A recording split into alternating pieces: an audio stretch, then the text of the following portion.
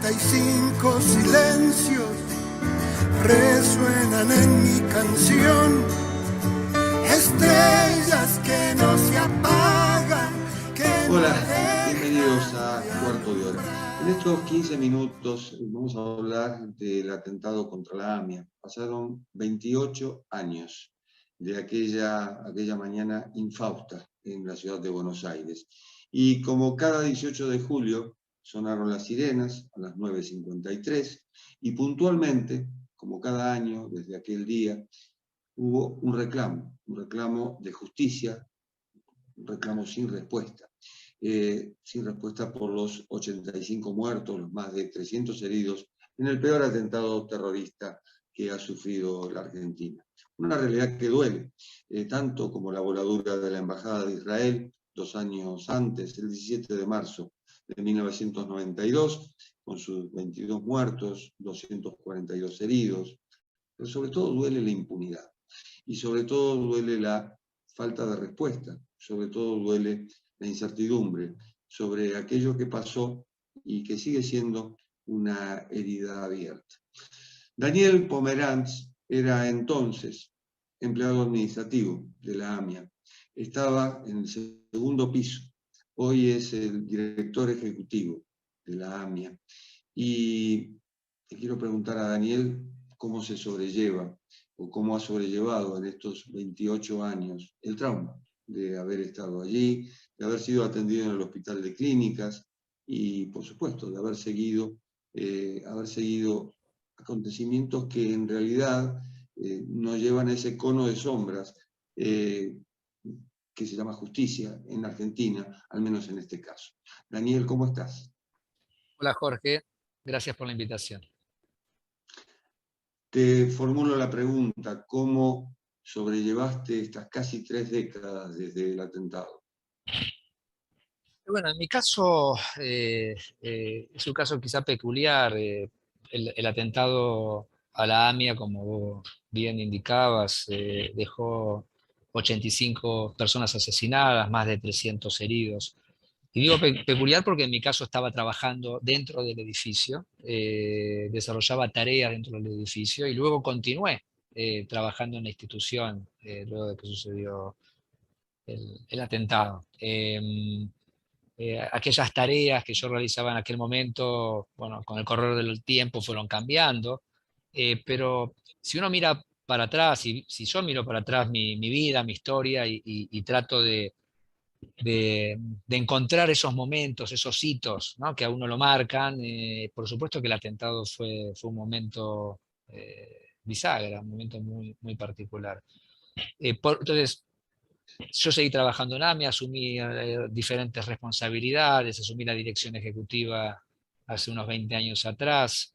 Entonces, una parte de tu pregunta podría respondértela desde el punto de vista de mi trayectoria, y te la puedo ligar con un concepto de resiliencia, de sobreponerme a, a una situación límite. Mi oficina, yo estaba muy pocos minutos antes del atentado, estaba en mi oficina, circunstancialmente dejé de estarlo, estuve en otro lugar del mismo piso, a pocos metros, pero de mi oficina no quedó nada, en cambio de donde estaba sí, y eso es un hecho fortuito.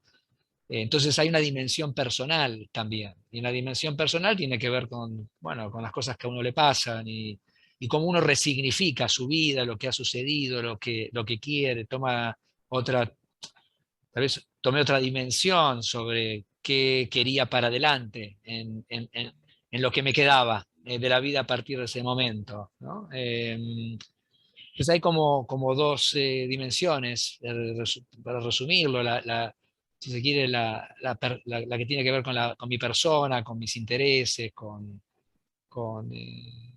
qué me liga la vida y en ese sentido qué decisiones tomo, y luego la que tiene que ver con mi rol, porque la AMIA es una organización que durante un instante no existió, porque gran parte de sus empleados que estaban allí fallecieron,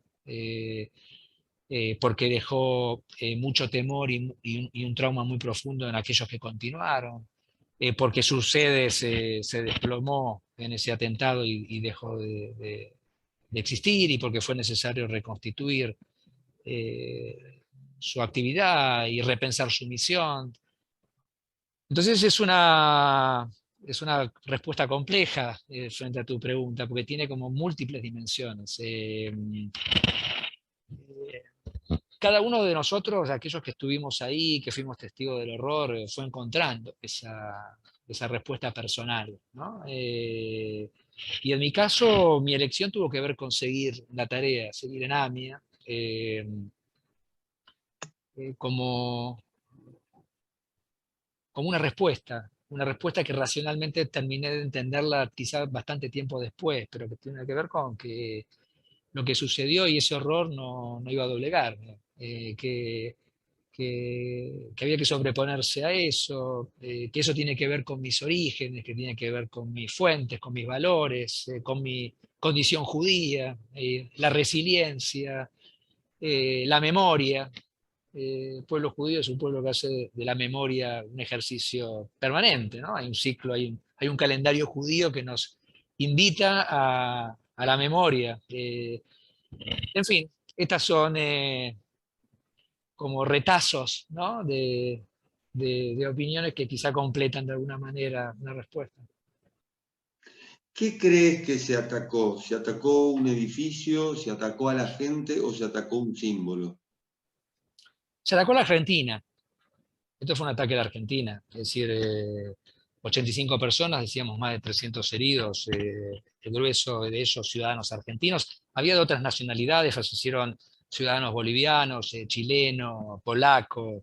Es decir, y no todos los argentinos eran porteños, había de diferentes lugares del país, los había de diferentes confesiones religiosas o que no tenían ninguna, los había personas solteras, jubiladas, mujeres, hombres, y eso es un símbolo también del terror, que ataca el terrorismo, que busca el terrorismo. En principio el terrorismo no discriminó en eso, busca generar terror justamente, y eso no es una tautología. Es una voluntad de generar una conciencia, de amedrentar, de frizar, de impedir la acción.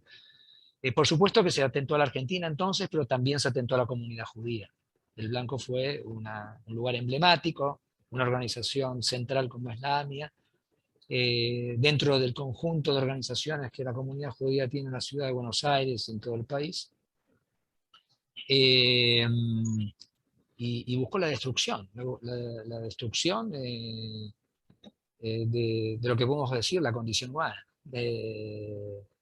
Porque, porque las consecuencias son las imágenes que vemos y las historias truncadas, ¿no? 85 familias destrozadas. Bueno, y por supuesto, y eso lo vimos con el correr de los años, también se atentó, y ahí podemos decir que hubo un grado de éxito evidente contra la institucionalidad, ¿no? Se demostró una incapacidad del país de lidiar con un hecho de estas características. Sí, más que todo a eso me refería cuando te preguntaba por el símbolo o el concepto, como lo has descrito alguna vez. Pero, a ver, después viene la impotencia frente a una justicia que no responde, la impotencia frente a la muerte del fiscal Alberto Nisman, la impotencia frente al memorándum que se firma con Irán. La impotencia y a ver, también te pregunto, la casualidad de un avión de carga que aterriza un mes y monedas antes de este aniversario, con 5 iraníes y 14 venezolanos, pero sobre todo 5 iraníes, entre ellos 2 que aparentemente tienen algún lazo o alguna ligazón con el atentado en sí. Sí, podemos hablar de la impunidad, ¿no? De la impotencia por un lado, pero la impunidad por otro. Es decir, los poderes del Estado no han funcionado. Es evidente que no han funcionado. No han funcionado para prevenir el atentado. Uno podría decir en el año 92, recordabas el atentado a la Embajada de Israel en marzo de 1992, efectivamente, fue un hecho sorpresivo, inédito, pero en el 94 no fue un hecho inédito, teníamos un antecedente bastante reciente, ¿no? Tenía 2 años y un poquito más. Las capacidades del Estado argentino de prevenir no estuvieron. Frente al hecho, la capacidad de asistir adecuadamente tampoco. La capacidad del Poder Judicial de realizar una investigación que permita apresar a los responsables tampoco. Y obviamente morosidad del Poder Legislativo. Son los tres poderes del Estado los que han fallado en este caso. Y esto lo hemos repetido luego con los hechos que vos mencionabas, y podemos agregar muchos otros, y que tiene que ver con las consecuencias también para adentro, las evidencias, ¿no? Es decir, uno está acostumbrado hoy a los pilotes al frente de las organizaciones de la comunidad judía. Hoy no es posible retirarlos. No es posible retirarlos porque existen dudas acerca de si su retiro no está generando condiciones de debilidad. Entonces, evidentemente, todos los ejemplos que vos mencionaste, y te insisto, algunos otros más, lo que dan cuenta es la imposibilidad de un Estado de generar protección a sus ciudadanos, de generar justicia, ¿no? De que haya un imperio por parte de la justicia, especialmente cuando uno lo compara con otros países. El fenómeno del terrorismo internacional no fue exclusivo de Argentina, ¿no? Francia nos ha mostrado varios ejemplos, Londres, Madrid, en fin, Estados Unidos, Nueva York, Israel, en fin, podemos seguir con tanto en África, en tantos lugares del mundo. Sin embargo, en muchos lugares los responsables se identifican con premura, en muchos casos se lo apresan con premura, se esclarece con una rapidez mayor. Las víctimas, las familias víctimas, son abrazadas rápidamente y son asistidas en todas sus necesidades. Hay consecuencias de todo tipo, psicológicas, económicas, laborales, familiares. Nada de eso Daniel, existe. esta impunidad en Argentina tiene que ver con un signo político, porque yo noto que en los actos de cada aniversario, no asiste el presidente de la Nación como correspondería, o autoridades, digamos, importantes de los gobiernos de turno, sino que de pronto va el secretario de Culto, el ministro de Educación. Es como una presencia más que todo bueno, porque es la fecha y hay que estar. Pero no noto contención de parte, ya no del Estado solamente, sino del gobierno, el gobierno de turno. Sí, o los gobiernos, digamos, se han sucedido todos los colores, ¿no? Desde el 94 hasta ahora, diferentes administraciones, y bueno, y esto que mencionás ha sido una constante. Válido es decir también que depende, son 28 años, Jorge, y durante 28 años ha habido matices, diferencias, ¿no? Pero el tema de fondo, y por otro lado, justo es mencionar también que en este acto ha habido más de 5.000 personas, y lo propio ha habido en los actos presenciales que se realizaron con anterioridad. Hay un acompañamiento, ¿no? de la ciudadanía, y hay muchas expresiones del liderazgo artístico, político también, intelectual, ¿no? Pero estamos hablando de las efectividades, ¿no? Más allá de estar o no presente a las 9:53 del día de la conmemoración. Estamos hablando de acciones que se desarrollan los 365 días del año. De nada serviría una presencia física en un acto para luego languidecer en la relevancia, en la agenda y demás. Entonces, me parece que los temas son los temas de fondo, ¿no? Es verdad lo que vos decís, y yo te agrego, eso se dio en 28 años con bastante frecuencia. Pero más relevante aún que estar o no ese día y en ese momento en particular, es lo que es estar en los otros 364 días. Entonces, y eso es lo más doloroso, ¿no? Entonces, y ahí entonces es lo que se espera, y lo que se espera es el cumplimiento de sus roles, y eso no existe. eso está 28 no está claro. Existe las alertas rojas contra quienes han sido identificados como vinculados con el atentado. Dos de estas personas son ministros de la República de Irán. Algunos de ellos han circulado por diferentes lugares del mundo. No hay nadie apresado. Hay una, como fue mencionado en el acto, ¿no? Y lo mencionaba el presidente de AMIA, no hay un juez definitivo, hay un juez subrogante, hay una fiscalía con pocas respuestas. Bueno, este es el estado de situación, ¿no? Hay archivos que una vez más se ponen a disposición, pero no todos, y hay que esperar, y que estaban en depósitos con problemas de humedad y de filtraciones. Bueno, todo es así. Esta es el relato, ¿no? El relato es un relato del horror, ¿no? Del horror que sigue el horror. Cuando te pregunto sobre la presencia de autoridades, más que todo, y te hablaba de contención, más que todo la pregunta es si sienten que alguien se puso en sus zapatos desde el primer momento. Recordemos, 1994 hubo que convencer en cierto modo y explicar que no era un ataque contra la comunidad judía, como se pensó en un primer momento, sino, como decías al comienzo, contra el país, contra los argentinos en realidad. Exacto. Es un atentado contra la soberanía, la integridad, la seguridad de los ciudadanos argentinos. Es una intromisión dentro del normal desenvolvimiento de nuestra vida en nuestro país. Y esto es así. Ahora, con el correr del tiempo, yo creo que se ha tomado cabal dimensión de esto, Jorge. Nosotros sentimos que digamos, los ciudadanos argentinos, nuestros compatriotas, y yo diría también se da en los medios de comunicación, hay una comprensión sobre esto.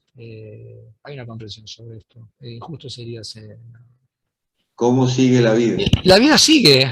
La vida es un conjunto de momentos. Algunos de ellos son intensos, algunos de ellos son mágicos, algunos son horrorosos como este. Las imágenes y los rostros de compañeros de trabajo que ya no están y que murieron ese día nos siguen acompañando. Honrar esos rostros, esa memoria es parte de un compromiso que tuve claro de un primer momento. Probablemente continuar con mi tarea fue parte de ese compromiso. Hay ciertos procesos que son más inconscientes, que uno no logra entender bien. Algunos son más conscientes, otros menos. Pero es muy probable, muchas veces he reflexionado sobre la continuidad y tengo la comprensión de que hay algo de esto, ¿no? Si no me van a doblegar. Continuamos cargando la pesada mochila del horror, pero al mismo tiempo el compromiso de la tarea y el compromiso para con uno mismo, ¿no? Y con sus propios valores. De eso se trata, en definitiva, de seguir viviendo con ese nivel de dignidad. Hacemos lo posible para que eso suceda, no es fácil. Daniel, muchísimas gracias. No, gracias a vos por la invitación, Jorge. Un gusto. Ha sido un gusto realmente. 28 años del atentado contra la AMIA, 28 años de impunidad. Hasta la próxima. Resuenan en mi canción estrellas que no se apagan.